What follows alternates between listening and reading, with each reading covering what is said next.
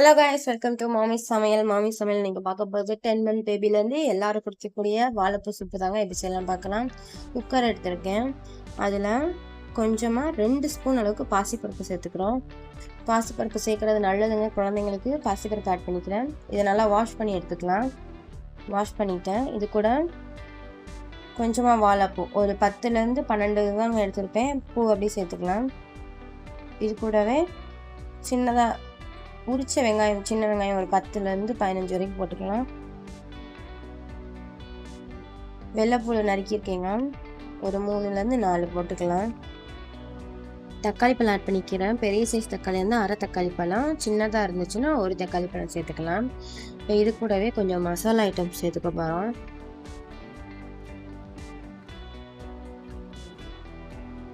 கொஞ்சமாக மிளகு, 2 கிராம்பு, கொஞ்சம் 2 ஸ்டாரு, ஒரு சின்ன பட்டை, கொஞ்சமாக சீரகம், இது எல்லாத்தையுமே சேர்த்து ஆட் பண்ணிக்க போகிறோம்.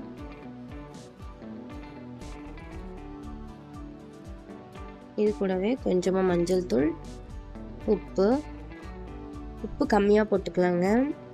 இப்போ இது எல்லாத்தையும் நம்ம கொஞ்சமாக ரொம்ப தண்ணி ஊற்றாமல் ஒரு முங்குற அளவுக்கு கொஞ்சம் பாதி ஊற்றிட்டு ஒரு 4 விசில் விட்டு எடுத்துக்க போகிறோங்க. மீடியம் ஃப்ளேம்லேயே தான் வச்சுக்கணும்.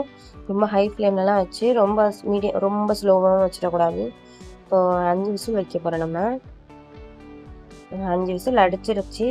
4 கூட போதுமானதுங்க. நான் ஒரு 5 விசில் விட்டுருக்கேன். இதை ஓப்பன் பண்ணி பார்த்துடலாம். பாருங்கள், நல்லா வெந்துருச்சு. இதை நம்ம ஆற வச்சு எடுத்துக்க போகிறோம். ஏன்னா அரைக்கணும். சின்ன பிள்ளைங்களுக்குலாம் கொடுத்தோம் இல்லைன்னா இப்படி கொடுக்க முடியாது. ஸோ இதை நம்ம ஆற வச்சு எடுத்துக்கலாம். இப்போ ஆறிச்சு. இப்போ மிக்ஸி ஜாருக்கு மாற்றிடுறேன். இப்போ மிக்ஸி ஜாருக்கு மாற்றி வச்சுட்டேன். இதனால் நம்ம மையம் அரைச்சி எடுத்துக்கணும். அரைச்சி எடுத்ததுக்கப்புறம் நம்ம வடிகட்டினாலும் வடிகட்டலாம், இல்லை அப்படியே கூட சேர்த்து நம்ம தாளிச்சிடலாம். நல்லா மையம் அரைஞ்சிருச்சுன்னா பிரச்சனை இல்லைங்க. கொஞ்சம் நேரம் அவங்க மிக்ஸி ஜாருக்கு வருது அப்படின்னா நல்லா ஒரு வடிகட்டி எடுத்து நல்லா வடித்து எடுத்துக்கோங்க.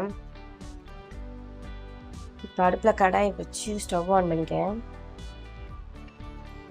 கொஞ்சமாக பட்டர் ஆட் பண்ணிக்கலாம். பட்டர் இல்லாதவங்க நெய் கூட சேர்த்துக்கலாங்க, ஆப்ஷனல் தான். பட்டர் சேர்த்து இது மெல்ட் ஆனோடனே அப்படியே நம்ம அரைச்சி வச்ச பேஸ்ட்டை நம்ம உள்ளே ஊற்ற போகிறோம். அவ்வளோதான்.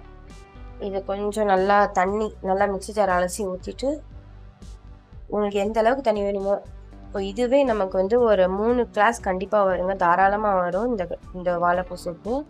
ஸோ இதுக்கு மேலே தண்ணி வேணும், நீங்கள் ஆட் பண்ணிக்கலாம்.